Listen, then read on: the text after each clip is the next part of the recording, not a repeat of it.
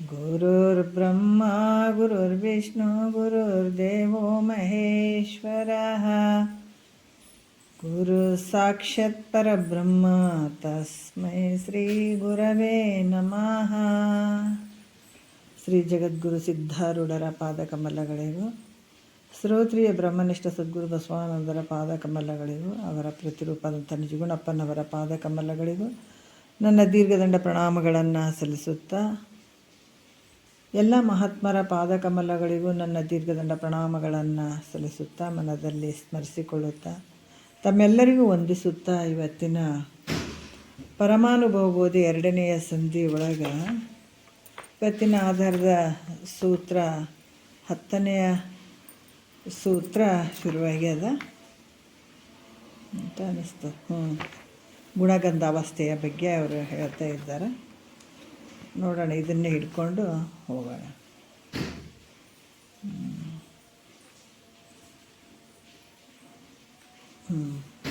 ಇದೇ ಇರ್ಬೋದು ಅಂತ ಅಂದ್ಕೊಂಡಿದ್ದೀನಿ ನಾನು. ಈಗ 10ನೇ ಸೂತ್ರದಲ್ಲಿ ಗಣಿಸಿದ ಅವಸ್ಥೆ ಮೂರಳಿದು ತುರಿಯವದು ಗುಣಗಂಧ ಅವಸ್ಥೆ ಆತ್ಮನೇ ಅಲ್ಲ ಅನ್ನುವಂಥ ವಿಚಾರವನ್ನು ಹೇಳಿದರು. ಜಾಗ್ರ ಸ್ವಪ್ನ ಸುಸುಪ್ತಿ 3 ಅವಸ್ಥೆಗಳೇನದಾವ, ಇವೆಲ್ಲ ಏನು ತೋರ್ತವೆ? ಈ ಜಗತ್ತು ತೋರ್ತದ.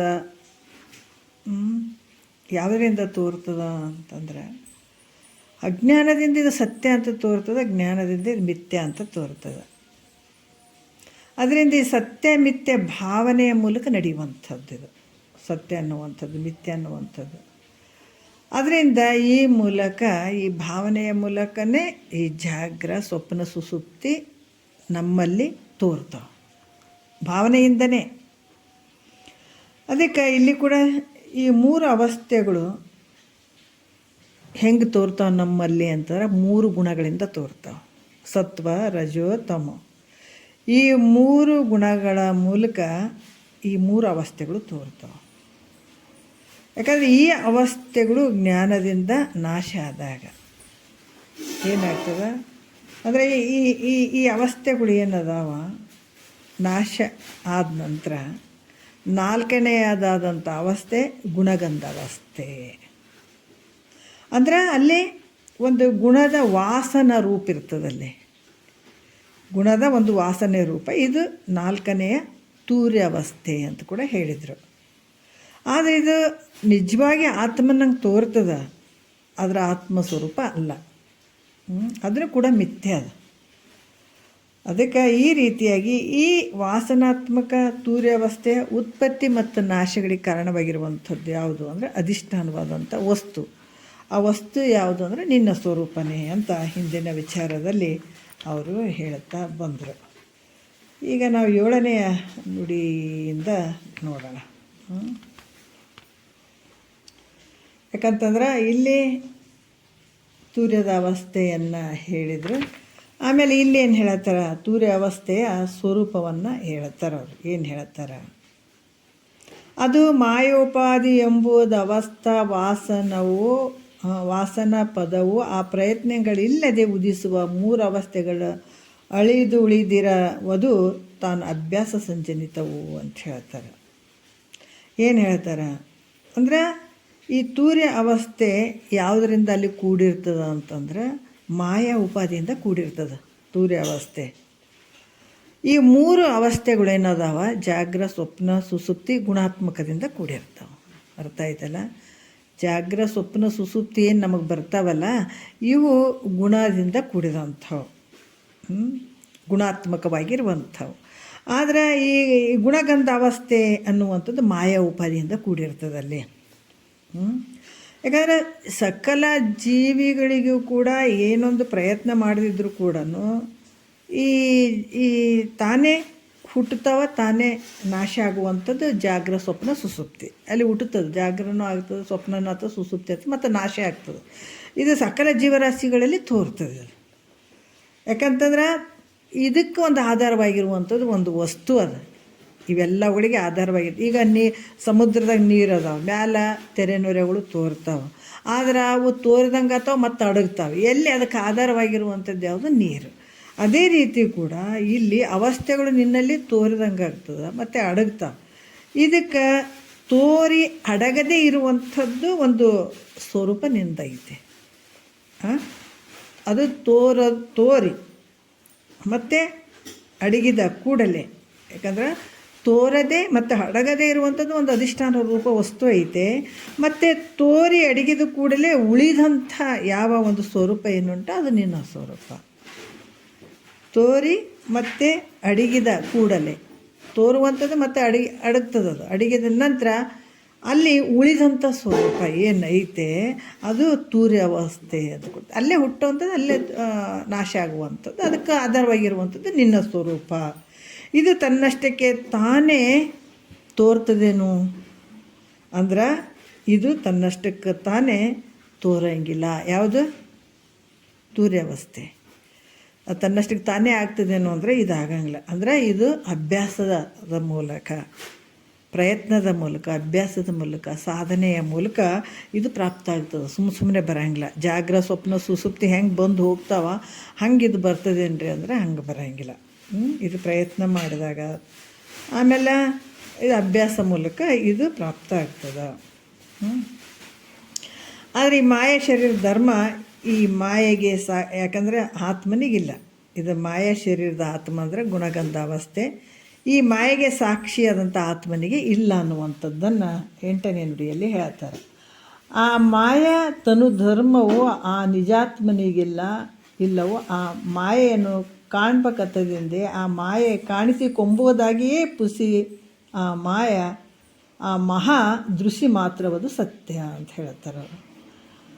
ಮಾಯ ತನು ಧರ್ಮವು ಅಂದ್ರೆ ಹೆಂಗೈತೆ? ಆ ಮಾಯ ಶರೀರದ ಧರ್ಮ ತನಗಿಲ್ಲ, ಅಂದರೆ ನಿನ್ನ ಸ್ವರೂಪಕ್ಕೆ ಇಲ್ಲ.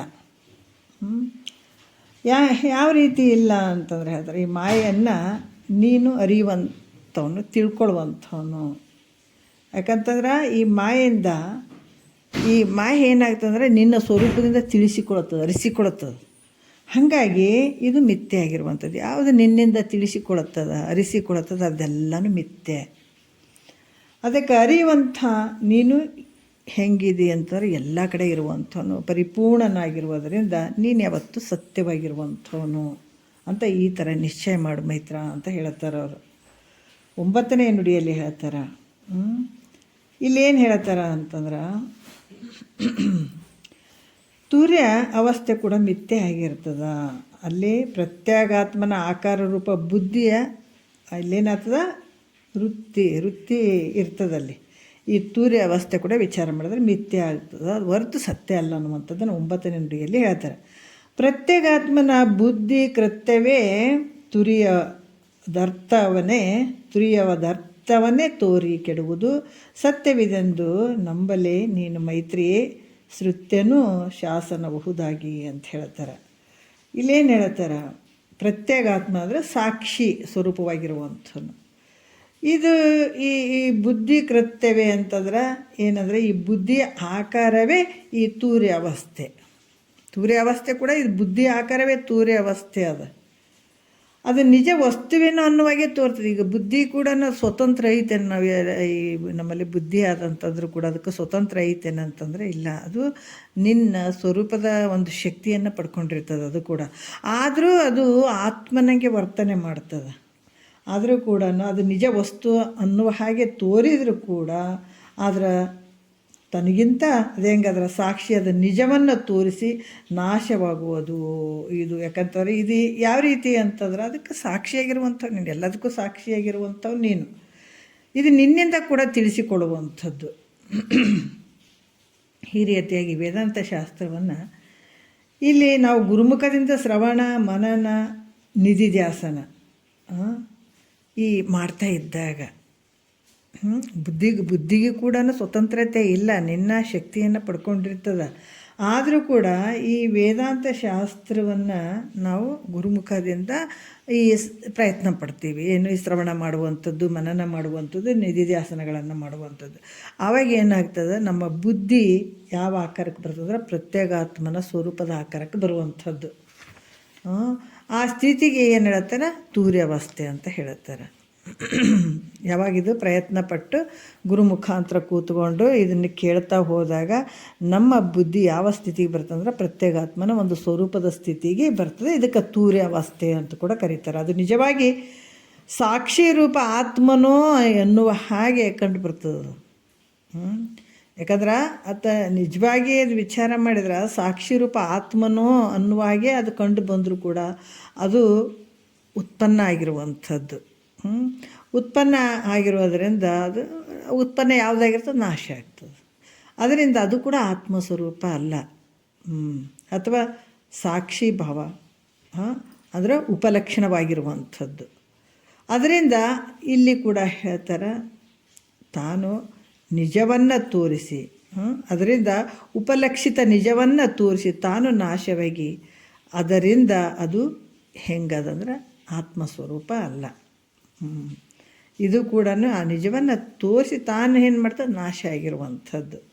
ಅದರಿಂದ ಇದು ಕೂಡ ಆತ್ಮಸ್ವರೂಪ ಅಲ್ಲ ಅನ್ನುವಂಥ ವಿಚಾರವನ್ನು ಅವರು ಹೇಳ್ತಾರೆ. 10ನೇ ನುಡಿಯಲ್ಲಿ ಕೂಡ ಹೇಳ್ತಾರೆ, ಇದನ್ನು ಮೈತ್ರ ಈ ಮಾತು ನಿಜ ಅಂತ ನಂಬು ಅನ್ನುವಂಥ ವಿಚಾರವಂತ. ಯಾಕಂದ್ರೆ ಇದು ತೋರಿಕೆಡುವಂಥದ್ದು, ಅದ ಅರ್ಥವನ್ನೇ ತೋರಿಕೆಡುವುದು ಸತ್ಯವಿದೆ ಅಂತ ನಂಬಲೆ ಮೈತ್ರ, ಇದು ಸತ್ಯ ಅಂತ ನೀ ತಿಳ್ಕೊ. ಯಾಕಂದ್ರೆ ತೂರ್ಯಾವಸ್ಥೆ ನಾನು ಅದೇನು ಹೇಳ್ತಾರೆ, ಅದು ಕೂಡ ಈ ತೂರ್ಯ ಅವಸ್ಥೆ ಒಳಗೆ ಏನಿರ್ತದೆ, ಒಂದು ಸ್ವಲ್ಪ ವೃತ್ತಿ ಇರುವಂಥದ್ದು ಇರ್ತದೆ. ಹಾಗಾಗಿ ಇಲ್ಲಿ ಕೂಡ ಏನು ಹೇಳ್ತಾರೆ, ಚೈತನ್ಯದ ಒಂದು ಆ ಪ್ರತ್ಯೇಗಾತ್ಮನ ಚೈತನ್ಯದ ಆಕಾರವಾದರೂ ಕೂಡ ಸಾಕ್ಷಿಯಾದರೂ ಇದು ಸತ್ಯವಾದಂಥದ್ದಲ್ಲ. ಯಾಕಂದರೆ ಅದು ತರಂಗಗಳಿಲ್ಲದಂಥ ಚಿತ್ ಸಮುದ್ರಕ್ಕೆ ಉಪಲಕ್ಷಣವಾಗಿರುವಂಥದ್ದು. ಅದರಿಂದ ಅದು ಸುಳ್ಳಾಗಿರುವಂಥದ್ದು. ಈಗೆಂದು ಕೆಲವು ಎಲ್ಲ ಒಂದು ಶ್ರುತಿ ವಾಕ್ಯಗಳು ಕೂಡ ಅದಾವ ಅನ್ನುವಂಥ ವಿಚಾರವನ್ನು ಹೇಳ್ತಾರೆ ಅವರು.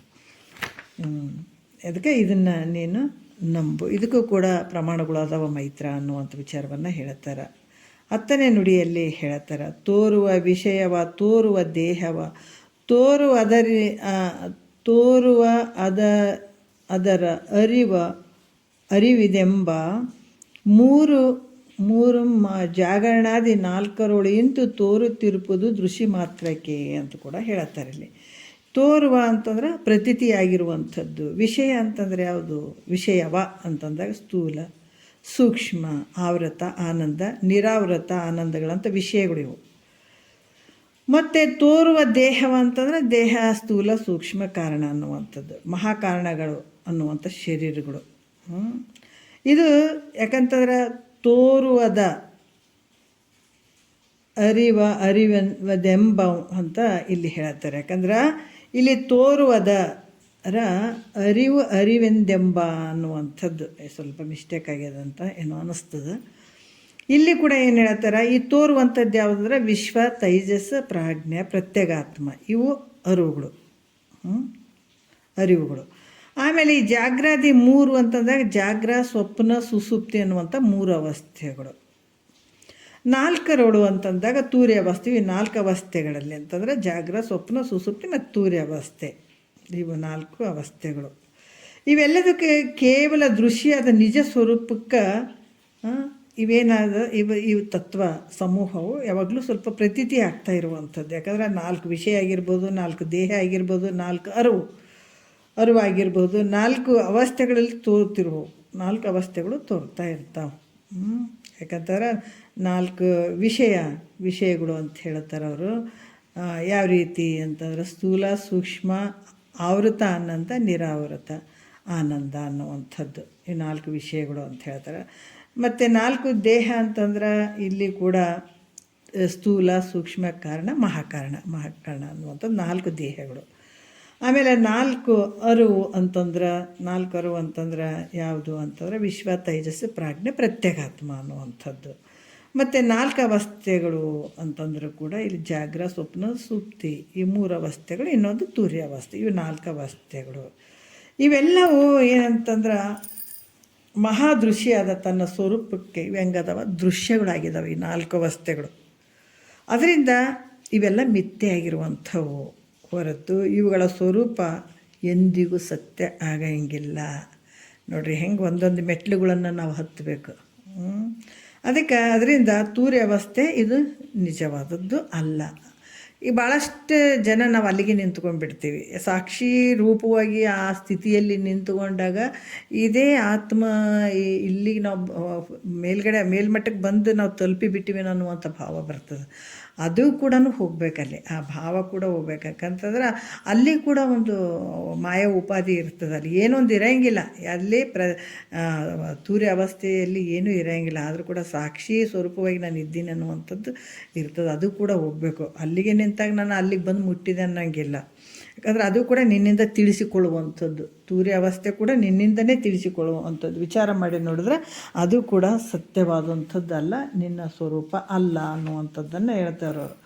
11ನೇ ನುಡಿಯಲ್ಲಿ ಹೇಳ್ತಾರೆ, ಪ್ರತಿಯೊಂದು ಅವಸ್ಥೆಗಳಲ್ಲಿಯೂ ದೃಶ್ಯಗಳೆರಡೂ ಅದಾವ, ಬೇರೆ ಏನಿಲ್ಲ. ಆದ್ರೆ ಸುಖ ದುಃಖಗಳು ದೃಕ್ಕುಗಳ ರೂಪವೂ ಅಲ್ಲ. ನೋಡ್ರಿ, ಸುಖ ದುಃಖಗಳು ದೃಕ್ಕುಗಳ ರೂಪ ಅಲ್ಲ, ಇತ್ತ ದೃಶ್ಯಗಳ ರೂಪ ಅಲ್ಲ. ಕಿಂತು ಹೆಂಗಂತಂದ್ರೆ ಇವು ಬಹಳ ಅವಿಚಾರದಿಂದ ಆದಂಥದ್ದು. ವಿಚಾರ ಮಾಡಿದ್ರೆ ಇವು ಇಲ್ಲವೇ ಇಲ್ಲ ಅನ್ನುವಂಥ ವಿಚಾರವನ್ನು ಹೇಳುತ್ತಾರೆ ಅವರು 11ನೇ ನುಡಿಯಲ್ಲಿ. ಎಲ್ಲ ಅವಸ್ಥೆಗಳೊಳಗೆ ಅಲ್ಲಲ್ಲಿ ಕಾಣ್ಬನಿಗಿಲ್ಲದೆ ಬೇರೆ ತನ್ಮಯವಾಗಿ ನಿಲ್ಲದೆ ತೋರ್ಪವು ಸುಖ ದುಃಖಾದಿಗಳಿವು ಬಲ್ಲವರು ನೋಡಲಿಕ್ಕೆ ಪುಸಿಯಕ್ಕು ಅಂತ ಹೇಳ್ತಾರೆ. ಯಾಕಂತಂದ್ರೆ ನಾವು ದೃಶ್ಯ ದೃಕ್ಕುಗಳು ಎರಡೂ ಅದಾವ ಜಗತ್ತಿನೊಳಗೆ. ಯಾಕಂದ್ರೆ ಅದು ಬಿಟ್ಟರೆ ಬೇರೆ ಏನೂ ಇಲ್ಲ. ಆದರೂ ಕೂಡ ಸುಖ ದುಃಖಗಳು ಇದು ದೃಶ್ಯನೂ ಅಲ್ಲ, ದೃಕ್ಕೂ ಅಲ್ಲ, ಮತ್ತು ಯಾವ ರೂಪನೂ ಅಲ್ಲ ಇದು. ಆದರೂ ಕೂಡ ಇದು ದೃಶ್ಯ ಮತ್ತು ಇದು ದೃಕ್ಕು ಈ ರೀತಿಯಾಗಿ ತೋರುವಂಥ ಸುಖ ದುಃಖಗಳು ಅಲ್ಲ. ಇದು ಹೆಂಗಂದ್ರೆ ಅವಿಚಾರದಿಂದ ಬಂದಂಥದ್ದು. ವಿಚಾರ ಮಾಡಿದರೆ ಇದು ಬಾಧಿತ ಆಗ್ತದೆ, ಇರಲಾರ್ದಂಗೆ ಆಗ್ತದೆ. ಯಾವ ರೀತಿ ಅಂದರೆ ಎಲ್ಲ ಅವಸ್ಥೆಗಳು ಪ್ರತಿಯೊಂದು ಅವಸ್ಥೆಯಲ್ಲಿಯೂ ತೋರುವ ಮತ್ತು ಸುಖ ದುಃಖ ವಿಷಯಗಳು. ಪ್ರತಿಯೊಂದು ಅವಸ್ಥೆಯಲ್ಲಿ ಇದೇನಾಗ್ತದೆ, ಜಾಗ್ರದಲ್ಲಿ ಸ್ವಪ್ನದಲ್ಲಿ ತೋರುವಂಥದ್ದು ಸುಖ ದುಃಖಗಳು. ಆಮೇಲೆ ದೃಕ್ ಅಥವಾ ದೃಶ್ಯದ ಸ್ವರೂಪ ಆಗ್ಯದ. ದೃಕ್ ಅಂತಂದ್ರೆ ನೋಡುವಂಥವನು. ಆಮೇಲೆ ದೃಶ್ಯ ಅಂದರೆ ಕಾಣಿಸಿಕೊಳ್ಳುವಂಥ ವಸ್ತುಗಳು, ಈ ದೃಶ್ಯ ಕಾಣಿಸಿಕೊಳ್ಳುವಂಥದ್ದು. ಆದ್ರೆ ಇವು ಹೆಂಗದಾವಪ್ಪ ಅಂತಂದ್ರೆ ಕೇವಲ ಅವಿಚಾರದಿಂದ ಆದಂಥವು. ಇವೆಲ್ಲ ಏನಾಗ್ತವ ಅಂತಂದರೆ ಎಲ್ಲ ಅವಸ್ಥೆಗಳಲ್ಲಿ ಕಾಣ್ಬನಿಗಿಲ್ಲದೆ ಬೇರೆ ತನ್ಮಯವಾಗಿ ನಿಲ್ಲದೆ ತೋರ್ಪೋ ಸುಖ ದುಃಖಾದಿಗಳಿವು. ವಿಚಾರ ಮಾಡಿ ನೋಡಿದ್ರೆ ಎಲ್ಲ ಸತ್ಯ ಅಂತ ತಿಳ್ಕೊಳ್ತೀವಿ. ಸುಖ ಅನ್ನುವಂಥದ್ದು, ದುಃಖ ಅನ್ನುವಂಥದ್ದು, ದೃಶ್ಯ ಪದಾರ್ಥಗಳು ಇವೆಲ್ಲ ಸತ್ಯ ಅಂತ ತಿಳ್ಕೊಂಡಿರ್ತೀವಿ. ಆದರೆ ವಿಚಾರ ಮಾಡಿದರೆ ಇದು ಯಾವುದರಿಂದ ಇವು ಸತ್ಯ ಅನಿಸ್ಕೊಳ್ತಾವ? ಜಾಗ್ರ ಸ್ವಪ್ನ ಸುಸುಪ್ತಿ ಇವೆಲ್ಲ ಯಾವುದರಿಂದ ಸತ್ಯ ಅನಿಸ್ಕೊಳ್ತಾವ ಅಂದ್ರೆ ಅವಿಚಾರದಿಂದ. ಇವು ಮತ್ತು ವಿಚಾರ ಮಾಡಿದರೆ ಇವು ಯಾವಿಲ್ಲ, ಬಾಧಿತ ಆಗಿಬಿಡ್ತಾವೆ. ಅದರಿಂದ ಇವೆಲ್ಲ ಮಿಥ್ಯೆ ಅಂತ ತಿಳ್ಕೊಂಬೈತ್ರ ಕಾಣುವಂಥದ್ದು. ನೋಡ್ರಿ, ಅದಕ್ಕೆ ಉಪಾಧಿಯಾಗಿರುವಂಥ ಈ ಶರೀರದಲ್ಲಿ ತೋರುವಂಥ 3 ಗುಣಗಳಿಂದನೇ ಈ ಜಗತ್ತು ತೋರ್ತದೆ. ಜಗತ್ತಿನ ವ್ಯವಹಾರ ನಡೆದಂಥದ್ದು ಈ 3 ಗುಣಗಳಿಂದ, ಸತ್ವ ರಜೋ ತಮ. ಈ 3 ಗುಣಗಳಿಂದಲೇ ನಮ್ಮಲ್ಲಿ ಜಾಗ್ರ ಸ್ವಪ್ನ ಸುಸುಪ್ತಿ ತೋರ್ತಾವೆ. ಆದರೆ ಇವು ಹೆಂಗೆ ತೋರ್ತಾವೆ ಅಂದ್ರೆ ಭಾವನೆಗಳ ಮೂಲಕ. ವಿಚಾರ ಯಾವುದರಿಂದ ತೋರಕತ್ತಂದ್ರೆ ಇನ್ನು ಅಜ್ಞಾನದಿಂದ, ನಿನ್ನನ್ನು ನೀ ಮರ್ತದಕ್ಕಾಗಿ ಇವೆಲ್ಲ ಬಂದು ಒದಗಿದಾವ. ಇವೆಲ್ಲ ಸತ್ಯ ಅಂತ ತೋರಕತ್ತವ. ಯಾವುದರಿಂದ? ಅವಿಚಾರದಿಂದ, ಅಜ್ಞಾನದಿಂದ, ಅವಿದ್ಯೆಯಿಂದ ಇದೆಲ್ಲ ನಿನಗೆ ಭ್ರಾಂತಿ ಆಗ್ಯದ. ಅದಕ್ಕೆ ಯಾವಾಗ ನೀ ವಿಚಾರ ಮಾಡ್ತಿದ್ದೆ ಇವೆಲ್ಲ ಸುಳ್ಳಾಗ್ತಾವೆ. ಜಾಗ್ರ ಸ್ವಪ್ನ ಸುಸುಪ್ತಿ 4 ದೇಹಗಳು ಇವೆಲ್ಲ ಸುಳ್ಳಾಗಿ ಹೋಗ್ಬಿಡ್ತಾವೆ ನೋಡ್ರಿ. ಹಂಗಾಗಿ ಈ ವಿಚಾರ ಮಾಡಿದರೆ ಮಿಥ್ಯೆ ಅದಾವೆ. ಅವಿಚಾರದಿಂದ ತೋರ್ತಾವೆ, ಆದರೆ ವಿಚಾರದಿಂದ ಇವು ಬಾಧಿಸ್ತಾವೆ, ಇರೋಂಗಿಲ್ಲ ಅನ್ನುವಂಥ ವಿಚಾರವನ್ನು ಅವರು ಭಾಳ ವಿಶೇಷವಾಗಿ ಹೇಳಿದ್ದಾರೆ. ಯಾಕಂದ್ರೆ ಸುಖ ದುಃಖಾದಿಗಳು ಕೂಡ ನಾವು ಎಲ್ಲಿ ತೋರ್ತಾವಂತಂದ್ರೆ ಅವು ನಿನ್ನಲ್ಲೇ ತೋರ್ದಂಗೆ ಆಗ್ತಾವೆ, ಅದಕ್ಕೆ ಅಸ್ತಿತ್ವನೇ ಇಲ್ಲ. ಅದಕ್ಕೆ ಸುಖ ದುಃಖ ವಿಷಯಗಳು ಇವೆಲ್ಲ ಹೆಂಗದಾವಂತಾರೆ ಅವಿಚಾರದಿಂದನೇ ತೋರ್ತಾವೆ. ಸುಖ ದುಃಖ ಇವು ಕೂಡ ಇಲ್ದಂಗೆ ಆಗಿಬಿಡ್ತಾವ ಅಂತ ಕೂಡ ಹೇಳ್ತಾರೆ.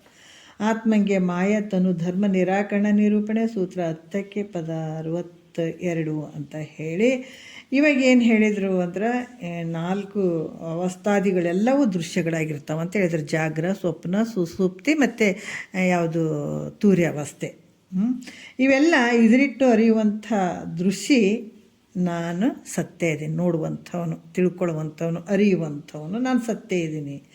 ಈ ಒಂದು ಮತ್ತು ಮುಂದಿನ ವಿಚಾರದಲ್ಲಿ ಹೇಳ್ತಾರೆ, ದೃಶ್ಯವು ಹೇಗೆ ಮಿಥ್ಯೆ ಆಗಿರ್ಬೋದು ಹಾಗೆ ದೃಕ್ಕಾದರೂ ಕೂಡ ಮಿಥ್ಯೆ ಆಗಿರ್ತದೆ. ನೋಡ್ರಿ ಮುಂದಿನ ಎಳೆ ತಗೊಳ್ತಾರೆ. ಅದಕ್ಕೆ ಒಮ್ಮೆಲೆ ಒಂದು ಸಣ್ಣ ಮಗುವಿಗೆ ಒಂದು ರೊಟ್ಟಿ ಕೊಟ್ಟರೆ ಅದು ತಿಂದು ಅರಗಿಸ್ಕೊಳಕ್ಕಾಗ್ತದೆ ಅಂದ್ರೆ ಆಗಲ್ಲಲ್ಲ, ಎಳೆಯಾಗಿ ಬಿಸ್ತಾರೆ. ಈಗೇನದರ ದೃಕ್ಕು ನಾನು ನೋಡುವಂಥವನು ಸತ್ಯ, ದೃಶ್ಯ ಅರಿಸಿಕೊಳ್ಳುವಂಥದ್ದು ಎಲ್ಲ ಮಿಥ್ಯೆ ಅಂತ ಹೇಳಿದ್ರು. ಈಗೇನು ಮುಂದಿನ ಈ ಒಂದು ನುಡಿಯಲ್ಲಿ ಏನು ಹೇಳ್ತಾರೆ ಅಂತಂದ್ರೆ, ಇಲ್ಲಿ ದೃಕ್ಕಾದರೂ ಕೂಡ ಇಲ್ಲಿ ದೃಶ್ಯ ಹೆಂಗೆ ಮಿಥ್ಯೆ ಅದು ಹಿಂದೆ ಹೇಳಿದ್ರು, ದೃಶ್ಯ ಮಿಥ್ಯೆ ಆಗಿರುವಂಥದ್ದು ಹೇಳಿದರು. ದೃಕ್ಕು ನಾನು ನೋಡುವಂಥವ್ರು ನಾನು ಸತ್ಯ ಇದ್ದೀನಿ ಅಂತ ಹೇಳಿದರು. ಆದರೆ ಈ ವಿಚಾರದಲ್ಲಿ ಹೇಳ್ತಾರೆ, ದೃಶ್ಯ ಹೆಂಗೆ ಮಿಥ್ಯೆ ಆಗ್ಯದೋ ಅದರಂಗೆ ದೃಕ್ಕಾದರೂ ಕೂಡ ಮಿಥ್ಯೆ ಆಗ್ಯದ.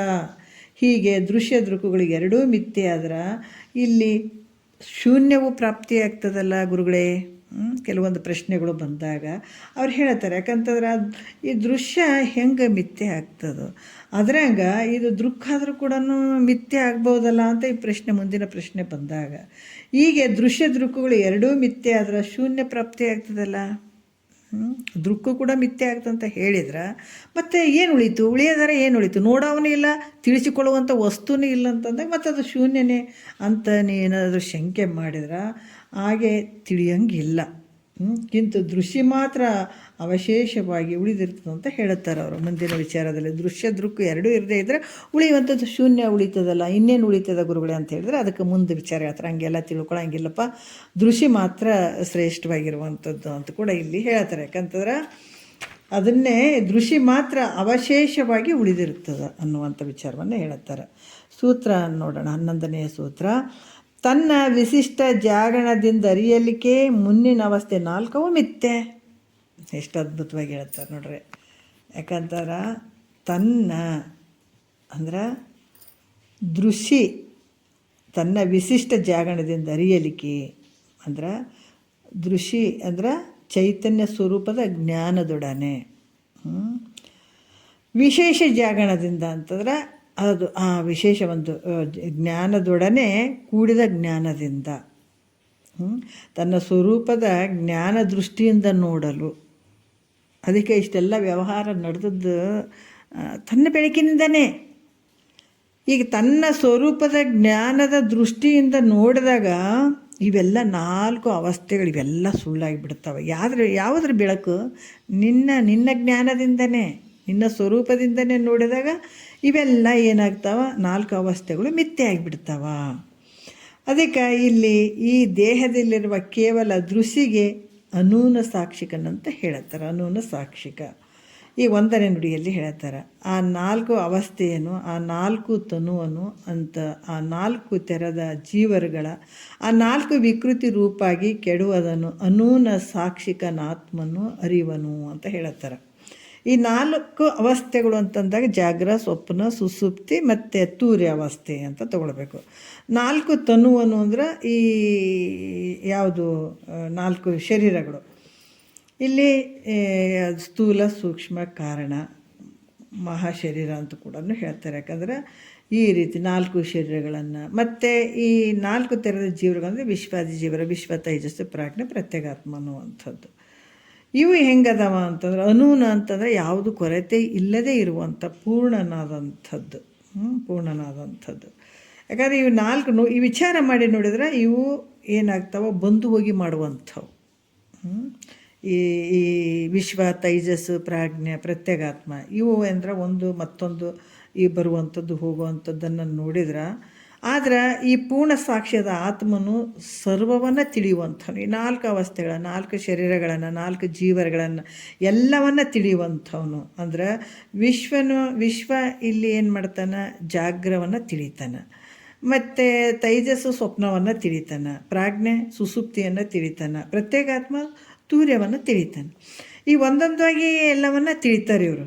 ಆದ್ರೆ ಈ ಅನೂನ ಅಂತಂದ್ರೆ ಯಾವುದೇ ಕೊರತೆ ಇಲ್ಲದೆ, ದೋಷ ಇರದೇ ಇರುವಂಥ ಅನೂನ. ಈ ಸಾಕ್ಷಿ ಅಂದರೆ ಪೂರ್ಣ ಸ್ವರೂಪವಾಗಿರುವಂಥ ಈ ಸಾಕ್ಷಿ ಈ ಜಾಗ್ರದ ಎಲ್ಲ ಅವಸ್ಥೆಗಳನ್ನು ಎಲ್ಲದರಲ್ಲಿ ಇದ್ದುಕೊಂಡು ಎಲ್ಲವನ್ನು ಅರಿತಾನೆ, ಸರ್ವವನ್ನು ತಿಳಿತಾನೆ. ಎಲ್ಲದರಲ್ಲೇ ಅದಾನ. ಜಾಗ್ರದಲ್ಲೂ ಅದಾನ, ಸ್ವಪ್ನದಲ್ಲೂ ಅದಾನ, ಸುಸುಪ್ತಿಯಲ್ಲಿ ಅದಾನ, ತೂರ್ಯದಲ್ಲೂ ಅದಾನ. ಇವೆಲ್ಲವನ್ನು ಹೆಂಗೆ ಅರಿತಾನೆ, ಎಲ್ಲ ಅವಸ್ಥೆಗಳಲ್ಲಿ ಇರ್ತಾನೆ ಮತ್ತು ಎಲ್ಲವನ್ನು ಸರ್ವವನ್ನು ತಿಳ್ಕೊಳ್ತಾನೆ ಅನ್ನುವಂಥ ವಿಚಾರವನ್ನು ಹೇಳುತ್ತಾರೆ ಅವರು. ಕರೆಕ್ಟ್ ಬಂತೀಗ. ಮತ್ತು ಇಲ್ಲಿ ಹೇಳ್ತಾರೆ, ಇಂಥ ಶುದ್ಧ ಚೈತನ್ಯ ಹೆಂಗಂದ್ರೆ ಈ ಚೈತನ್ಯದ ಜ್ಞಾನವೇ ವಿಶಿಷ್ಟ ಜಾಗರಣ ಅಂತ ಹೆಸರನ್ನು ಹೇಳುತ್ತಾರೆ. ಈ ಏನಂತಂದ್ರೆ ನೋಡ್ರಿ, ಇವಾಗ ನಾವು ಇದನ್ನು ತಿಳ್ಕೊಳ್ತಾ ಹೋದಾಗ ಇವಾಗ ನಾವು ಎಚ್ಚರಿಕೆ ಸ್ಥಿತಿಗೆ ಬರ್ತಾಯಿದ್ದೀವಿ ಅಂತ ಅಂದ್ಕೊಳ್ಬೇಕಾಗ್ತದೆ. ಇನ್ನು ನಾವು ಭಾಳ ಎಚ್ಚರಿಕೆಯಿಂದ ಅದೀವ್ರಿ, ಹಂಗದೀವ್ರಿ, ಹಿಂಗೆ ಅನ್ನಂಗೆ ಇಲ್ಲವೇ ಇಲ್ಲ. ಯಾಕಂದರೆ ಇನ್ನೂ ನಾವು ಎಚ್ಚರಿಕೆ ಸ್ಥಿತಿಯಲ್ಲೇ ಇಲ್ಲ. ಯಾವಾಗ ಇವೆಲ್ಲ ಸುಳ್ಳಾಗ್ತಾವೆ ಅವಾಗ ನಮ್ಗೆ ಎಚ್ಚರಿಕೆ ಅಂತ ಹೇಳಬೇಕು. ಅದು ದೃಢ ಆಗ್ಬೇಕು ನಮ್ಮ ಹತ್ರ. ಇವೆಲ್ಲ ಸುಳ್ಳು ಅಂತ ಯಾವಾಗ ನಮಗೆ ದೃಢ ಆಗ್ತದೆ ಅವಾಗ ನಾವು ಎಚ್ಚರಿಕೆ ಸ್ಥಿತಿಯಲ್ಲಿ ಬರ್ತೀವಿ ಅಂತ ತಿಳ್ಕೊಳ್ಬೇಕಾಗ್ತದೆ. ಎರಡನೇ ನುಡಿಯಲ್ಲಿ ಕೂಡ ಹೇಳ್ತಾರೆ, ಶುದ್ಧ ಸಂಮಿತಿ ನೆಚ್ಚರು ದೂರಲದರಿಂದೇ ಸಿದ್ಧ ಮಾದುದೆ ವಿಶಿಷ್ಟವೆನಿಪ್ಪ ಶುದ್ಧ ಜಾಗರಣವದನ್ನು ನೋಡು ಮೈತ್ರಿಯೇ ಶುದ್ಧ ಬುದ್ಧಿಯೋಳು ನೀನು ಒಲವಿಂದೆ. ನೋಡ್ರಿ, ಶುದ್ಧ ಸಂಮಿತಿನಂದರೆ ಶುದ್ಧ ಅಂದರೆ ಏನೊಂದು ಉಪಾಧಿಗಳು ಇಲ್ಲ, ಅಲ್ಲಿ ಯಾವುದು ಕಲ್ತಿಲ್ಲ, ಅದರಲ್ಲಿ ಬೆರ್ತಿಲ್ಲ. ಶುದ್ಧ ಚೈತನ್ಯದ ಈ ಜ್ಞಾನ ನಿನಗೆ ಯಾವಾಗ ಆಯಿತು, ಅದರಿಂದ ಯಾವಾಗ ನಿಶ್ಚಯ ಆಯಿತು, ಅದು ಎಂಥದಂದ್ರೆ ಉಪಾಧಿ ಇಲ್ಲದೇ ಇರುವಂಥ ಶುದ್ಧ ಚೈತನ್ಯದ ಸ್ವರೂಪವೇ ತಾನಂತ ಯಾವಾಗ ನಿನಗೆ ನಿಶ್ಚಯ ಆಗ್ತದ, ಅದು ವಿಶಿಷ್ಟ ಜಾಗರಣ ಅಂತ ಹೇಳ್ತಾರೆ. ಅದಕ್ಕೆ ಅರ್ಥ ಆಯ್ತಲ್ಲ. ಯಾಕಂತಂದ್ರೆ ಏನೊಂದು ಉಪಾಧಿ ಇಲ್ಲದೇ ಇರುವಂಥ ಶುದ್ಧ ಚೈತನ್ಯ ಸ್ವರೂಪವೇ ತಾನಂತ ಯಾವಾಗ ನಿನಗೆ ದೃಢ ಆಗ್ತದೆ, ನಿಶ್ಚಯ ಆಗ್ತದೆ, ಅದು ವಿಶಿಷ್ಟ ಜಾಗರಣ ಅಂತ ಅನಿಸ್ಕೊಳ್ತದೆ. ಯಾಕಂತಂದ್ರೆ ಅಂದ್ರೆ ತನ್ನ ಸ್ವರೂಪದ ಎಚ್ಚರಿಕೆಯಿಂದ ಕೂಡಿರುವಂಥದ್ದು. ಅದು ತನ್ನ ಅದಾಗಿ ಹೇಳ್ತಾರಲ್ಲ, ಸದಾ ಅರಿವಿಲೆ ನಡಿತಮ್ಮ ಮುಂದೆ ಅಂತ ಅನ್ನುವಂಥದ್ದು. ಯಾಕಂದ್ರೆ ಆ ಅರಿವು, ಆ ಸ್ವರೂಪ ಜ್ಞಾನವನ್ನು ಏನು ಅಂದರೆ ಸ್ವರೂಪದ ಎಚ್ಚರಿಕೆಯಿಂದ ಕೂಡಿಕೊಂಡಿರ್ಬೇಕು. ಇಂಥ ತನ್ನ ಸ್ವರೂಪ ಜ್ಞಾನವನ್ನು ತಾನು ಪ್ರಾಪ್ತಿ ಮಾಡ್ಕೊಳ್ಬೇಕಾದ್ರೆ ನೋಡಿರಿ, ಶುದ್ಧ ಬುದ್ಧಿಯೇ ಬೇಕಿದಕ್ಕೆ. ಇಂಥ ಶುದ್ಧ ಬುದ್ಧಿಯಿಂದಲೇ ತನ್ನ ಜ್ಞಾನ ಲಭಿಸುವಂಥದ್ದು, ಸಿಗುವಂಥದ್ದು, ಪ್ರಾಪ್ತಿಯಾಗುವಂಥದ್ದು, ತನ್ನ ಜ್ಞಾನದಿಂದಲೇ ತಾನು ನೋಡ್ಕೊಳ್ಳುವಂಥದ್ದು. ಅನ್ಯ ಬೆಳಕಿಲ್ಲ. ಸೂರ್ಯನ ಬೆಳಕಿನಿಂದನೇ ಸೂರ್ಯನ ನೋಡುವಂಥದ್ದು, ಚಂದ್ರನ ಬೆಳಕಿನಿಂದನೇ ಚಂದ್ರನ ನೋಡುವಂಥದ್ದು. ಅದ್ರಾಗ ಈ ನಿನ್ನ ಬೆಳಕಿನಿಂದನೇ ನಿನ್ನನ್ನು ನೋಡುವಂಥದ್ದು. ಅದು ಎಂಥ ಬೆಳಕಂದರೆ ಶುದ್ಧವಾದ ಉಪಾಧಿ ಇರದೇ ಇರುವಂಥ ಒಂದು ಶುದ್ಧ ಚೈತನ್ಯ. ಈ ರೀತಿಯಾಗಿ ಆ ಶುದ್ಧ ಬುದ್ಧಿಯಿಂದಲೇ ಆ ಜ್ಞಾನವು ನಿನಗೆ ಲಭಿಸ್ತದೆ, ಪ್ರಾಪ್ತಿಯಾಗ್ತದೆ ಅನ್ನುವಂಥ ವಿಚಾರವನ್ನು ಹೇಳುತ್ತಾರೆ. ಮೂರನೇ ನುಡಿಯಲ್ಲಿ ಹೇಳುತ್ತಾರೆ, ಏನು ಹೇಳ್ತಾರೆ ನೋಡೋಣ. ದೃಶ್ಯವೆಲ್ಲವೂ ಸುಳ್ಳು ಆದಂತೆ ಅದನ್ನು ಅರಿಯುವಂಥ ದ್ರಷ್ಟರೂಪದ ಸ್ವರೂಪ ಜ್ಞಾನವೂ ಮಿಥ್ಯೆ, ದೃಶ್ಯ ಮಾತ್ರ ಸತ್ಯ ಅಂತ ಹೇಳ್ತಾರೆ. ಮೂರನೇ ನುಡಿಯಲ್ಲಿ, ತರುಣಿ ವಿಶಿಷ್ಟ ಜಾಗರಣವ ನೋಡೆ ಜಾಗರಣಾದಿ ದೃಶ್ಯವೆಲ್ಲವೂ ಮಿಥ್ಯೆ, ನಿರುತದಿಂದವು ಮಿಥ್ಯೆಯಾಗಲ್ಲ, ಆ ದ್ರಷ್ಟನ ಆ ಪರಿಯೋಳು ಮಿಥ್ಯೆ, ಆ ದೃಶ್ಯ ಸತ್ಯ ಅಂತ ಹೇಳ್ತಾರೆ. ಯಾಕಂದರೆ ತರುಣಿ ಅಂತಂದ್ರೆ ಅದು ಪ್ರೌಢವಾದ ಅವಸ್ಥೆಯುಳ್ಳಂಥ ಮೈತ್ರಿಯೇ ಅಂತಂದ್ರೆ ಯಾವಾಗ ಆಕೆ ಕೇಳಕ್ಕೆ, ಇದು ಶರೀರಕ್ಕೆ ಸಂಬಂಧಪಟ್ಟು ಅಂಥದ್ದು ಅಲ್ಲ. ಯಾವಾಗ ಕೇಳಬೇಕಂತ ಕೂತ್ಕೊಂಡಿದ್ದಾಳ ಆಕೆಗೆ ಇವೆಲ್ಲ ವಿಶೇಷವಾದಂಥ ಒಂದು ಶಬ್ದಗಳಿಂದ ಅವರು ವರ್ಣನೆ ಮಾಡ್ತಾರೆ. ಅವರು ಇಲ್ಲಿ ಕೂಡ ಏನಂತಂದರೆ ವಿಶಿಷ್ಟ ಜಾಗರಣ ಅಂದರೆ ತನ್ನ ಸ್ವರೂಪದ ಎಚ್ಚರಿಕೆಗೆ ವಿಶಿಷ್ಟ ಜಾಗರಣ. ಅಲ್ಲಿ ಏನು ಹೇಳ್ತಾರೆ, ವಿಶಿಷ್ಟವಾದಂಥ ಜಾಗರಣ ಅಂತ ಕೂಡ ಹೇಳ್ತಾರೆ. ವಿಚಾರ ಮಾಡಿ ನೋಡಿದ್ರಾಗ ದೃಶ್ಯ ಏನದಾವ ಅವೆಲ್ಲವು ಸುಳ್ಳು. ಜಾಗರಣಾದಿ ದೃಶ್ಯ ಏನದಾವ ವಿಚಾರ ಮಾಡಿ ನೋಡಿದಾಗ ಇವೆಲ್ಲ ಸುಳ್ಳದ. ಮತ್ತು ನೇಮದಿಂದ ಅವು ಜಾಗ್ರ, ಸ್ವಪ್ನ, ಸುಸುಪ್ತಿ ಇವೆಲ್ಲ ಸುಳ್ಳಾಗ್ತವೆ. ಈ ರೀತಿಯಾಗಿ ಸ್ವರೂಪದ ಜ್ಞಾನವು ಸುಳ್ಳು. ಯಾಕಂತಂದ್ರೆ ಇಲ್ಲಿ ದ್ರಷ್ಟನು ಸ್ವರೂಪದ ಜ್ಞಾನ, ದ್ರಷ್ಟನು ಅಂದರೆ ಸ್ವರೂಪದ ಜ್ಞಾನವು. ಇಲ್ಲಿ ಕೂಡ ಏನಾಗ್ತದೆ, ದ್ರಷ್ಟನು ಅಲ್ಲಿ ಸುಳ್ಳು, ದೃಶ್ಯ ಮಾತ್ರ ಅಂದರೆ ಬಾಕಿ ಉಳಿದ ಶುದ್ಧ ಚೈತನ್ಯ ಸ್ವರೂಪ ಏನದ ಅದು ದೃಶ್ಯ.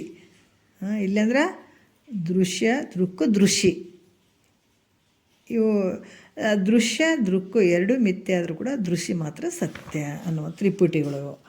ಇಲ್ಲಿ ಮೂರು ಅವಸ್ಥೆಗಳು ಏನದಾವ, ಈ ದೃಶ್ಯವಾಗೋದ್ರಿಂದ ಇವು ಸುಳ್ಳಾಗ್ತವೆ, ಇವು ಅರಸಿಕೊಳ್ಳುತ್ತವ ಜಾಗ್ರ, ಸ್ವಪ್ನ, ಸುಸುಪ್ತಿ. ಹಾಗೆ ಅವಸ್ಥೆಗಳನ್ನು ಅರಿಯುವಂಥ ದ್ರಷ್ಟರೂಪದ ಸ್ವರೂಪದ ಜ್ಞಾನವಾದರೂ ಕೂಡ ಮಿಥ್ಯೆ ಆಗ್ತದೆ. ದ್ರಷ್ಟರೂಪವಾದಂಥ ಸ್ವರೂಪದ ಜ್ಞಾನ ಆದರೂ ಕೂಡ ಮಿಥ್ಯೆ ಆಗ್ತದೆ. ಈಗ ಹೀಗೆ ದ್ರಷ್ಟಾರೂಪ ಜ್ಞಾನ ದೃಶ್ಯವಾದ ಜಾಗೃತ ಅವಸ್ಥೆಗಳು ಇವೆಲ್ಲ ಮಿಥ್ಯೆಯಾಗಿ ಹೋದಾಗ ಉಳಿದಂಥದ್ದು ಅವಶಿಷ್ಟವಾದ ಶುದ್ಧ ಚೈತನ್ಯ ಏನಾದರೂ ಅದು ಸತ್ಯ ಆಗ್ಯದ. ಅದರಲ್ಲಿ ದೃಷ್ಟ ದೃಶ್ಯ ಎರಡೂ ಭಾವನೆಗಳು ಇಲ್ಲ. ಎಲ್ಲಿ? ದೃಶ್ಯಲ್ಲಿ. ಅಂದರೆ ನಿನ್ನ ಶುದ್ಧವಾದ ಚೈತನ್ಯದಲ್ಲಿ ದೃಷ್ಟ ನೋಡುವಂಥವನು, ದೃಶ್ಯ ತಿಳಿಸಿಕೊಳ್ಳುವಂಥದ್ದು ಇವೆಲ್ಲ ಮಿಥ್ಯೆ ಆಗ್ತಾವೆ. ಆದರೆ ಇವೆರಡು ಬಿಟ್ಟು ದೃಶ್ಯ ಮಾತ್ರ ಸತ್ಯವಾಗಿರುವಂಥದ್ದು ಅನ್ನುವಂಥದ್ದನ್ನು ಇಲ್ಲಿ ಹೇಳುತ್ತಾರೆ. ಇಲ್ಲಿ ದೃಶ್ಯ ನಾಶ ಆಗಲು ದೃಷ್ಟನ ಹೆಂಗೆ ನಾಶ ಆಗ್ತಾನಂತ ಕೇಳಿದ್ರೆ ಅದಕ್ಕೆ ದೃಷ್ಟ ಅಂತ ಹೇಳ್ತಾರೆ ನೋಡ್ರಿ. ಭಾಳ ಚಂದ ಅದ್ಭುತವಾದಂಥ ದೃಷ್ಟ ಅಂತ ಹೇಳ್ತಾರೆ ಅವರು. ಯಾಕಂದರೆ ದೃಶ್ಯ ನಾಶ ಆಗ್ಯದ ಅಂತ ಹೇಳ್ತಿರಲಿಲ್ಲ, ಮತ್ತು ದೃಷ್ಟ ನೋಡುವಂಥ ಆತ ಹೆಂಗೆ ನಾಶ ಆಗ್ತಾನೆ ಅಂತ ಕೇಳಿದರೆ ಅದಕ್ಕೆ ದೃಷ್ಟ ಅಂತ ಹೇಳ್ತಾರೆ. 4ನೇ ನುಡಿಯಲ್ಲಿ ಅಹಿ ಬುದ್ಧಿಯದು ನೇಣಿನಹಿ ಕೆಡೆ ಕೆಡುವಂತೆ ಮಹದಾದಿ ದೃಶ್ಯಗಳು ಅಳಿವಲ್ಲಿ ಸಹ ದಳಿವನು ಆ ದೃಷ್ಟನು ಆ ಸಾಕ್ಷಿಯ ನಿಜ ದೃಶ್ಯೋ ಉಳಿದಿಪ್ಪುದು ಅಂತ ಹೇಳ್ತಾರೆ. ಏನು ಹೇಳ್ತಾರೆ? ಅಹಿ ಬುದ್ಧಿಯದು ಅಂತಂದ್ರೆ ಸರ್ಪದ ಜ್ಞಾನ. ಅಹಿ ಅಂದರೆ ಸರ್ಪ, ಅಹಿ ಅಂದರೆ ಹಾವು, ಸರ್ಪದ ಒಂದು ಜ್ಞಾನ ಅಹಿ ಬುದ್ಧಿ ಅಂತಂದ್ರೆ. ನೇಣಿನ ಅಹಿ ಅಂತಂದ್ರೆ ಹಗ್ಗ, ನೇಣು ಅಂದ್ರೆ ಹಗ್ಗ, ಅಹಿ ಅಂದರೆ ಸರ್ಪ. ಇದು ಯಾವ ರೀತಿ? ಹಗ್ಗದ ಮೇಲೆ ತೋರುವಂಥ ಸರ್ಪದ ಜ್ಞಾನ. ಹಗ್ಗದ ಮೇಲೆ ಏನು ತೋರಕತ್ತದ? ಸರ್ಪದ ಜ್ಞಾನ ತೋರಕತ್ತದ. ಅಂದ್ರೆ ಆ ಸರ್ಪದ ಜ್ಞಾನ ದೃಷ್ಟ, ಸರ್ಪ ದೃಶ್ಯ. ಯಾಕಂದ್ರೆ ಅದು ತೋರುವಂಥ ಸರ್ಪದ ಜ್ಞಾನ ಏನದ? ದೃಷ್ಟ. ಸರ್ಪ ಅದು ದೃಶ್ಯ. ಈಗಿರುವಾಗ ದೃಶ್ಯವಾದ ಸರ್ಪವು ಕೆಟ್ಟು ಹೋಗ್ತದೆ. ಕಾಣುವಂಥದ್ದು ಈ ದೃಶ್ಯದ ಒಂದು ಸ್ವರೂಪ ಏನದ ಅದು ಆ ಸರ್ಪ ಏನತ್ತದ ಕೆಟ್ಟು ಹೋಗ್ತದೆ. ದ್ರಷ್ಟ ರೂಪವಾದ ಆ ಸರ್ಪದ ಜ್ಞಾನವು ಹೇಗೆ ನಾಶವಾಗುವುದು? ಯಾವ ರೀತಿ ಅಂದ್ರೆ ದ್ರಷ್ಟ ರೂಪವಾದ ಆ ಸರ್ಪದ ಜ್ಞಾನವು ಹೇಗೆ ನಾಶವಾಗುವುದು ಅಂದ್ರೆ ಆ ಸರ್ಪ ತೋರಿದ್ರೂ ಕೂಡ ಸರ್ಪದ ಜ್ಞಾನ ನೋಡುವಂಥ ದ್ರಷ್ಟ ದೃಶ್ಯ ಅದು. ಯಾವಾಗ ಸರ್ಪ ಇದು ಅಲ್ಪ ಅಂತ ಯಾವಾಗ ಭಾವ ವಿಚಾರ ಮಾಡಿದಾಗ ಹಗ್ಗದಲ್ಲಿ ಆವಿನ ಭ್ರಾಂತಿ ಹೋಗಿಬಿಡುವಂಥದ್ದು. ಆವಾಗ ನೋಡಿದ ಆ ದೃಷ್ಟ ನೋಡುವಂಥ ರೂಪ ಆದರೂ ಕೂಡ ಸ್ವರೂಪದ ಜ್ಞಾನ ನಿವೃತ್ತಿ ಆಗ್ತದೆ. ಯಾಕಂದರೆ ಹಾವಿಲ್ಲ ಅಂತಂದರೆ ಅದರ ಸ್ವರೂಪದ ಜ್ಞಾನ ಕೂಡ ನಿವೃತ್ತಿ ಆಗ್ತದೆ. ಸರ್ಪ ಅದನ್ನುವಂಥ ರೂಪ ಕೂಡ ಅಲ್ಲಿ ಆ ಜ್ಞಾನ ಕೂಡ ನಿವೃತ್ತಿ ಆಗ್ತದೆ.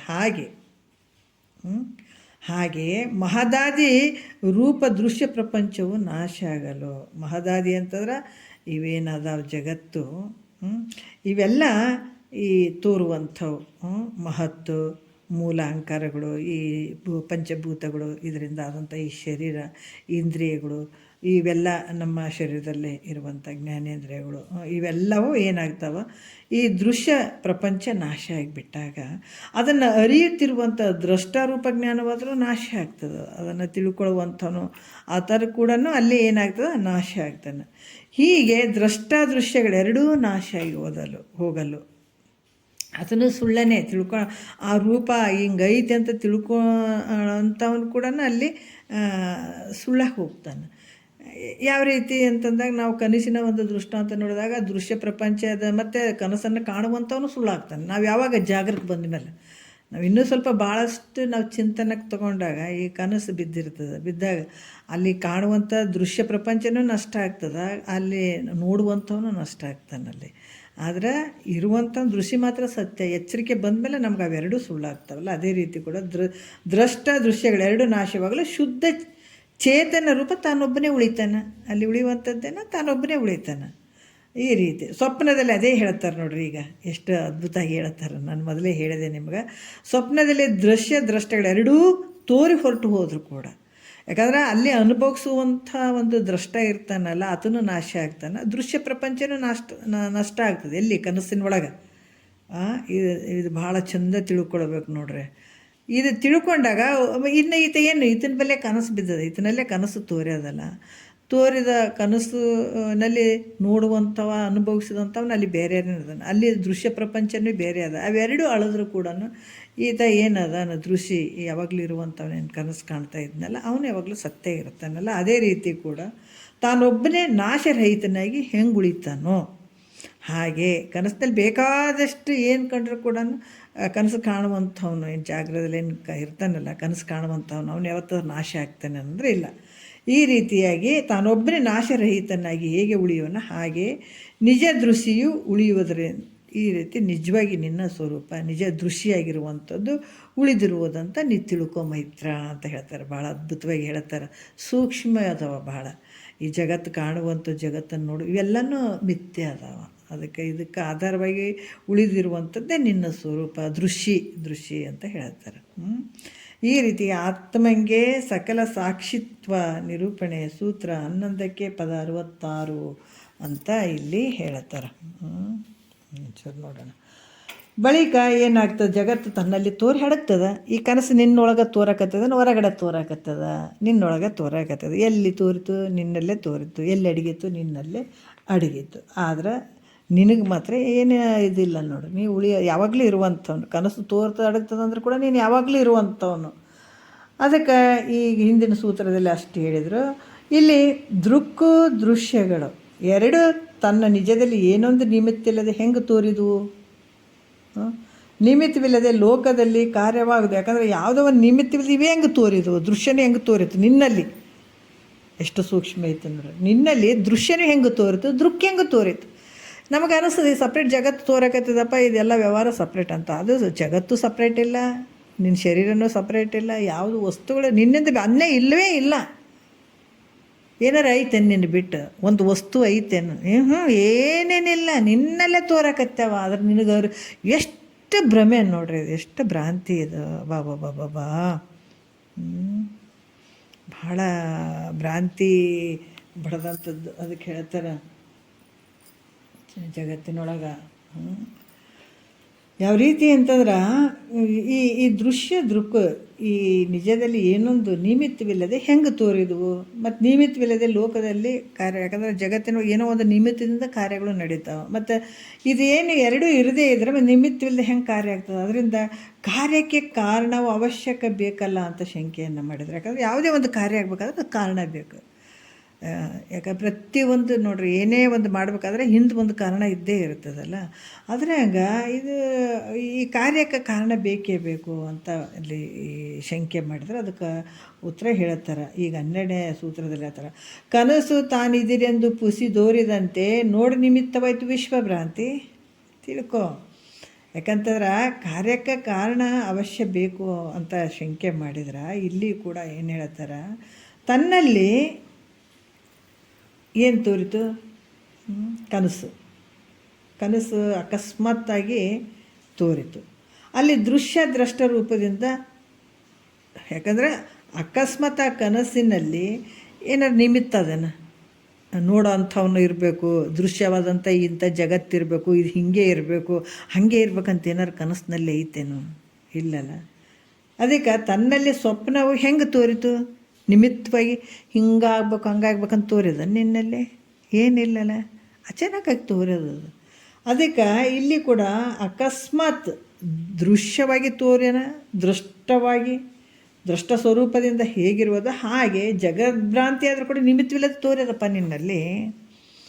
ಎಷ್ಟು ಅದ್ಭುತವಾಗಿ ಹೇಳ್ತಾರೆ ನೋಡ್ರಿ. ಈ ಜಗತ್ತು ಕೂಡ ನಿನ್ನ ಒಳಗೆ ಹೆಂಗೆ ತೋರ್ಯದಂದ್ರೆ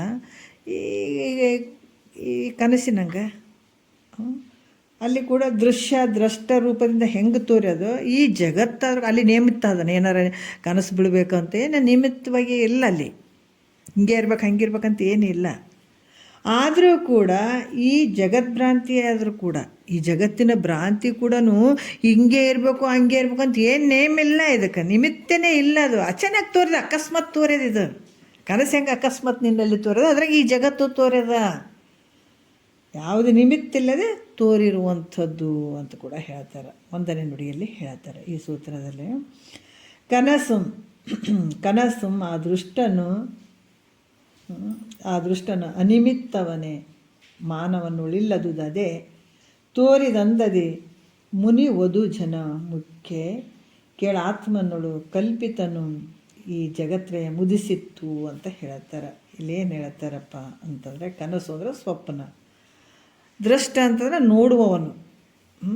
ಯಾಕಂದ್ರೆ ಈಗ ಸುಖವಾಗಿ ಮಲಗಿರ್ತಾನಲ್ಲ, ಇಲ್ಲಿ ಕೂಡ ಹೇಳ್ತಾರೆ ಮುನಿಗಳ ಸತಿಗಳಲ್ಲಿ ಶ್ರೇಷ್ಠವಾದಂಥ ಮುನಿ ವಧು ಜನ ಮುಖ್ಯ ಅಂತಂದ್ರೆ ಮುನಿಗಳ ಸತಿಯರಲ್ಲಿ ಶ್ರೇಷ್ಠವಾದಂಥ ಮೈತ್ರಾದೇವಿ ಅಂತ ವರ್ಣನೆ ಮಾಡ್ತಾರೆ ಅವರು.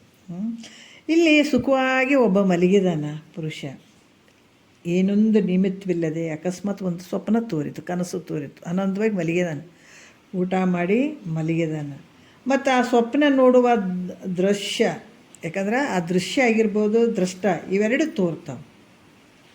ಅದೇ ರೀತಿ ಕೂಡ ಏನೊಂದು ಆತ ಕನಸು ಬೀಳಂತ ಮಲಗಿಲ್ಲ, ಏನೊಂದಿಲ್ಲ, ಸುಮ್ಮನೆ ಆನಂದವಾಗಿ ಮಲಗಿದಾನಾತ. ಇಂಥದ್ದೇ ಬೀಳಂತೂ ಇಲ್ಲ, ಅಕಸ್ಮಾತ್ ಸ್ವಪ್ನ. ಆ ಸ್ವಪ್ನದಲ್ಲೇ ದೃಶ್ಯ ಮತ್ತು ದೃಕ್ಕು ಎರಡೂ ತೋರಿದಂತೆ ಸಚ್ಚಿದಾನಂದ ಸ್ವರೂಪನಾದ ನಿನ್ನಲ್ಲಿ ಎಷ್ಟು ಅದ್ಭುತ ಅದಂದ್ರೆ ಈ ವಿಷಯಗಳು ಭಾಳ ಅದ್ಭುತ ಅದಾವೆ. ಯಾಕೆ ಸುಮ್ಮನೆ ಅವಿವೆಲ್ಲ ವಿಚಾರಗಳನ್ನು ಹಾಕಿಬಿಟ್ಟಾಗ ವಿಷಯಾಂತರ ಆಗಬಾರ್ದಂತ ನಾನು ವಿಷಯ ಎಷ್ಟದಾವ ಅಷ್ಟು ಮಾತ್ರ ತೊಗೊಳ್ತಾ ಇದ್ದೇನೆ ಇಲ್ಲಿ. ಯಾಕಂದರೆ ಬೇರೆ ಕಡೆ ಹೋಗ್ಬಿಟ್ರೆ ಕೆಲವೆಲ್ಲ ಬೇರೆ ಬೇರೆ ಎಲ್ಲ ವಿಚಾರಗಳನ್ನು ಹೇಳಿ ಇದ್ದ ವಸ್ತುವನ್ನು ನಾವು ಅದನ್ನು ಇದು ಮಾಡೋಂಗಿಲ್ಲ, ವಿಷಯಾಂತರ ಮಾಡೋಂಗಿಲ್ಲ. ಅದಕ್ಕೆ ಇಲ್ಲಿ ಕೂಡ ಏನತ್ತರ ನಿನ್ನ ಸಚ್ಚಿದಾನಂದ ಸ್ವರೂಪನಾದಂಥ ತನ್ನಲ್ಲಿ ದೃಶ್ಯವಾದ ಜಗತ್ತು, ದ್ರಷ್ಟಾರೂಪವಾದ ಕಲ್ಪಿತ ಪುರುಷ ಇವೆರಡೂ ತೋರ್ತಾ ಇದ್ದಾವ. ಈ ಸಚ್ಚಿದಾನಂದಲ್ಲಿ ಇವೆಲ್ಲ ಜಗತ್ತು ಮತ್ತು ದೃಷ್ಟ ನೋಡುವಂಥವನು ತೋರ್ದಂಗೆ ಆಗ್ತದ ಅನ್ನುವಂಥ ವಿಚಾರ, ಈ ರೀತಿ ತೋರ್ತದ ಅನ್ನುವಂಥದ್ದು ಹೇಳ್ತಾರೆ. ಮತ್ತು ಪ್ರತಿಯೊಂದು ಕಾರ್ಯಕ್ಕೆ 3 ಕಾರಣಗಳು ಬೇಕಂತ ಈ ಮತವಾದಿಗಳು ಹೇಳ್ತಾರೆ, ನೈಯಾಯಿಕರು ಎಲ್ಲರೂ ಹೇಳ್ತಾರೆ. ಒಂದು ಕಾರ್ಯಕ್ಕೆ 3 ಕಾರಣಗಳು ಬೇಕು, ಅದನ್ನು ಹೇಳ್ತಾರೆ ಅವರು. ಇಲ್ಲಿ ಸಹಕಾರಿ ಕಾರಣ, ನಿಮಿತ್ತ ಕಾರಣ, ಈ ಒಂದು ಗಡಿಗೆ ಮಾಡಬೇಕಾದ್ರೆ ಉಪದಾನ ಕಾರಣ ಅಂತ 3 ಬೇಕಾಗ್ತಾವೆ. ಅದನ್ನು ಹೇಳ್ತಾರೆ ಅವರು. ಒಂದು ಕಾರ್ಯಕ್ಕೆ ಕಾರಣವಿಲ್ಲದಿದ್ದರೂ ಕೂಡ, ಆದರೆ ಈ ಜಗದ್ರೂಪ ಕಾರ್ಯಕ್ಕೆ ಒಂದು ಕಾರಣವಿಲ್ಲದಿದ್ದರೂ ತೋರ್ತದೆ. ಅದರಿಂದ ಇದು ಭ್ರಮಾತ್ಮಕ ಸ್ವಪ್ನತೆ ಮಿಥ್ಯೆ ಅಂತ ಹೇಳ್ತಾರೆ. ಇದು ಒಂದನ್ನು ನಾವು ಕಾರ್ಯ ಮಾಡಬೇಕಾದ್ರೆ ಅದಕ್ಕೆ ಕಾರಣಗಳು 3 ಬೇಕಾಗ್ತಾವೆ. ಆದ್ರೆ ಈ ಜಗತ್ತಿಗೆ ಏನಾದಂತಂದ್ರೆ ಈ ಕಾರ್ಯಕ್ಕೆ ಯಾವುದು ಕಾರಣ ಇಲ್ಲದಿದ್ದರೂ ಕೂಡ ಇದು ತೋರ್ತದೆ. ಹೆಂಗೆ ತೋರ್ತದೆ? ಭ್ರಮಾತ್ಮಕ ಸ್ವಪ್ನದಂಗೆ ಮಿಥ್ಯೆ ಅಂತ ಹೇಳ್ತಾರೆ ಅವರು. ಎಷ್ಟು ಒಳ್ಳೆ ವಿಚಾರ ಹೇಳ್ತಾರೆ ನೋಡ್ರಿ. 2ನೇ ನುಡಿಯಲ್ಲಿ ಹೇಳ್ತಾರೆ, ಗಣಿಸುಪದಾನ ಕಾರಣ, ಸಹಕಾರಿ ಕಾರಣ, ನಿಮಿತ್ತಾಖ್ಯ ಕಾರಣವೆಂಬ ಗುಣವಂತೆ ಕಾರ್ಯ ಸಂಭವಕ್ಕಿಂತ 3 ಕಾರಣ ಬೇಹುದೆಂದು ಪೇಳುವರೆಲ್ಲ ನೋಡ್ರಿ. ಅದಕ್ಕೆ ಗುಣವಂತೆ ಅಂತ ಹೇಳ್ತಾರೆ ಅವರು. ಅಂದ್ರೆ ಸದ್ಗುಣಗಳ ಉಳ್ಳಂಥ ಮೈತ್ರಾದೇವಿಯೇ ವಿಚಾರ ಮಾಡು, ಗಣಿಸು ಅಂದರೆ ವಿಚಾರ ಮಾಡು. ಒಂದು ಉಪದಾನ ಕಾರಣ ನೋಡ್ರಿ, ಉಪದಾನ ಕಾರಣ, ಸಹಕಾರಿ ಕಾರಣ, ನಿಮಿತ್ತ ಕಾರಣ. ಇವು ಒಂದು ವಸ್ತುವನ್ನು ನಾವು ರೆಡಿ ಮಾಡಬೇಕಾದ್ರೆ, ಏನೋ ಒಂದು ಕಾರ್ಯ ಮಾಡಬೇಕಾದ್ರೆ ಇವಕ್ಕೆ ಕಾರಣವಾಗಿರುವಂಥದ್ದು ಇವು 3 ಬೇಕು. ಏನಾರ ಒಂದು ಗಡಿಗೆ ಮಾಡಬೇಕಾದ್ರೆ ಇವು 3 ಬೇಕಾಗ್ತದೆ. ಯಾಕಂತಂದ್ರೆ ಈ ಸಹಕಾರಿ ಕಾರಣ ಅಂತಂದ್ರೆ ಈ ಕಾರ್ಯ ಮಾಡಬೇಕಾದ್ರೆ ಸಹಾಯವಾದಂಥವುಗಳು ಸಹಕಾರಿ ಕಾರಣ. ಆಮೇಲೆ ಯಾಕಂದ್ರೆ ನಿಮಿತ್ತಾಖ್ಯ ಕಾರಣ ಅಂತಾರೆ, ಕಾರ್ಯ ಮಾಡಬೇಕಾದಾಗ ಕಾರಣವಾಗಿದ್ದು ಕಾರ್ಯದಿಂದ ಬೇರೆ ಆಗಿರ್ತದೆ ಅದು. ಈ ರೀತಿಯಾಗಿ 3 ಸಹಕಾರಿ ಕಾರಣ ಮತ್ತು ಉಪದಾನ ಕಾರಣ, ನಿಮಿತ್ತ ಕಾರಣ, ಇವು 3 ಬೇಕಾಗ್ತದೆ. ಅದ್ರಂಗ ಇಲ್ಲಿ ಕೂಡ ಈ 3 ಕಾರಣಗಳು ಬೇಕಂತ ನೈಯಾಯಿಕರು ಹೇಳ್ತಾರಲ್ಲ ಗುರುಗಳೇ. ಮತವಾದಿಗಳು ಹೇಳ್ತಾರೆ ಒಂದು ಕಾರಣ, ಮತ್ತು ಈ ಜಗತ್ತಿಗೆ ಯಾವ ಕಾರಣ ಇಲ್ಲ ಅಂದರೆ ಅದಕ್ಕೆ ಮುಂದೆ ಹೇಳ್ತಾರೆ ಅವರು 3ನೇ ನುಡಿಯಲ್ಲಿ. ಈ 3 ಕಾರಣಗಳಿಲ್ಲದೆ ಜಗತ್ತು ಹೆಂಗೆ ತೋರಿತು? ಒಂದು ಕಾರಣ ಬೇಕಲ್ಲ, ಒಂದು ವಸ್ತು ಆಗಬೇಕಾದ್ರೆ ಹಿಂದೆ ಒಂದು ಕಾರಣ ಬೇಕಾಗ್ತದೆ. ಜಗತ್ತು ಕಾರ್ಯರೂಪ ಆಗ್ಯದ, ಅದಕ್ಕೆ ಇದಕ್ಕೆ ಕಾರಣ ಆಗಿರುವಂಥದ್ದು ಬೇಕಾಗ್ತದಲ್ಲ. ಅವು 3 ಕಾರಣಗಳು ಇಲ್ಲ ಅಂತಂದ್ರೆ ಹೆಂಗೆ ತೋರಿತಿದ್ದು ಅನ್ನುವಂಥದ್ದು ನೈಯಾಯಿಕರು ಹೇಳ್ತಾರೆ. ಅದಕ್ಕೆ 3ನೇ ನುಡಿಯಲ್ಲಿ ಹೇಳ್ತಾರೆ, ಸುದತಿ ಕೇಳಿಲ್ಲಿ ಗ್ರಾಹ್ಯವು ಉಪದಾನ ಒಪ್ಪುದು ಸಹಕಾರಿ ಸಾಧನವದು ವಧವಿದ ಕರ್ತೃ ನಿಮಿತ್ತವೆನಿಪುದಿದು ವಿದಿತವು ಅಕಿಡ ಕಾರ್ಯ ದುದಯಕ್ಕೆ ಅಂತ ಹೇಳ್ತಾರೆ. ಸುದತಿ ಅಂದ್ರೆ ಟೈಮ್ ಆಗಿದೆ ಏನು ಮೇಡಮ್ ನೋಡ್ತೇನೆ, ಆಯಿತು ಟೈಮ್ ಆಯ್ತು, ಒಂದು ಹೇಳ್ಬಿಡ್ತೇನೆ. ಸುದತಿ ಕೇಳಿದ್ರೆ ಸ್ತ್ರೀ ಹೇಳಿ ಆಲಿಸು ಅಂದ್ರೆ ಇಲ್ಲಿ ಕೂಡ ಏನು ಹೇಳ್ತಾರೆ ಈ ಒಂದು ವಿಚಾರದಲ್ಲಿ. ನೀವು ಯೋಚನೆ ಮಾಡಿದ್ದು ಬಹಳ ಯೋಗ್ಯವಾದಂಥದ್ದು. ಉಪದಾನ ಕಾರಣವಾಗುವಂಥದ್ದು, ಕಾರ್ಯದ ಉತ್ಪತ್ತಿಗೆ ಸಾಧನವಾಗಿರುವಂಥದ್ದು ಸಹಕಾರಿ ಅಂತ ಹೇಳುವಂಥದ್ದು. ಈ ರೀತಿ ಪ್ರಾಪ್ತವಾದಂಥ ಕರ್ತ ಪುರುಷ ಅಂದರೆ ನಿಮಿತ್ತ ಕಾರಣ. ನಿಮಿತ್ತ ಕಾರಣ ಯಾಕಂದರೆ ಉಪದಾನ ಕಾರಣ, ಸಹಕಾರಿ ಕಾರಣ, ನಿಮಿತ್ತ ಕಾರಣ, ಇವು 3 ಈ ರೀತಿ. ಯಾಕಂದ್ರೆ ಉಪದಾನ ಕಾರಣ ಅಂದರೆ ಮಣ್ಣು ಇರ್ತದೆ, ಒಂದು ಗಡಿಗೆ ಮಾಡ್ಬೇಕಾದ್ರೆ ಒಂದು ಮಣ್ಣು ಇರ್ತದೆ. ಸಹಕಾರಿ ಆಗ್ಬೇಕಾದ್ರೆ ಆ ಕಾರ್ಯದ ಉತ್ಪತ್ತಿಗೆ ಸಹಾಯವಾಗುವಂಥ ದಂಡ ಚಕ್ರಾದಿಗಳು ಬೇಕಾಗ್ತದೆ. ಆಮೇಲೆ ನಿಮಿತ್ತ ಕಾರಣ ಅಂತಂದ್ರೆ ಅಲ್ಲಿ ಮಾಡುವಂಥವನು ಇರಬೇಕಾಗ್ತದೆ. ಈ ರೀತಿ ಏಳಿಸಿಕೊಳ್ಳುವಂಥದ್ದು ನಿಮಿತ್ತ ಎನಿಸುವಂಥದ್ದು. ಈ ರೀತಿ ಒಂದು ಕಾರ್ಯ ಆಗಬೇಕಾದಾಗ ಈ 3 ಕಾರಣಗಳು ಇರಬೇಕಾಗ್ತದ ಅಂತ 3ನೇ ನುಡಿಯಲ್ಲಿ ಹೇಳ್ತಾರೆ ಅವರು. ಆಮೇಲೆ ಇಲ್ಲಿ ಕೂಡ ಏನು ಹೇಳ್ತಾರೆ, ಈಗ ಅದನ್ನೇ ಹೇಳ್ತಾರೆ ಮುಂದಿನ ವಿಚಾರ. ಈಗ ಸಮಯ ಆಗ್ತದೆ ಏನು ಮಾಡ್ತದೆ ಗೊತ್ತಿಲ್ಲ. ಅದಕ್ಕೆ ಇದು ಏನು ಹೇಳ್ತಾ ಇದ್ದಾರೆ ಅಂತಂದ್ರೆ, ಈ ಜಗತ್ತು ತೋರುವಂಥದಕ್ಕೆ 3 ಕಾರಣಗಳು ಬೇಕಾಗ್ತಾವೆ. ಒಂದು ಗಡಿಗೆ ಮಾಡ್ಬೇಕಾದ್ರೆ 3 ಬೇಕಾಗ್ತಾವೆ. ಯಾವ ರೀತಿ ಉಪಾದಾನ, ಸಹಕಾರಿ, ನಿಮಿತ್ತ ಕಾರಣಗಳು ಬೇಕಾಗ್ತವೆ. ಅದ್ರಾಗ ಈ ಜಗತ್ತಿಗೆ ಮತ್ತು ಯಾವುದು ಕಾರಣಗಳಿಲ್ಲ ಅಂದರೆ ಹೆಂಗೆ ಅನ್ನೋದಕ್ಕಾಗಿ ಈ ವಿಚಾರಗಳನ್ನು ಅವ್ರು ಹೇಳ್ತಾ ಇದ್ದಾರೆ. ಮತ್ತು ಇದನ್ನೇ ಹಿಡ್ಕೊಂಡು ನಾಳೆ ಮಾತಾಡೋಣ.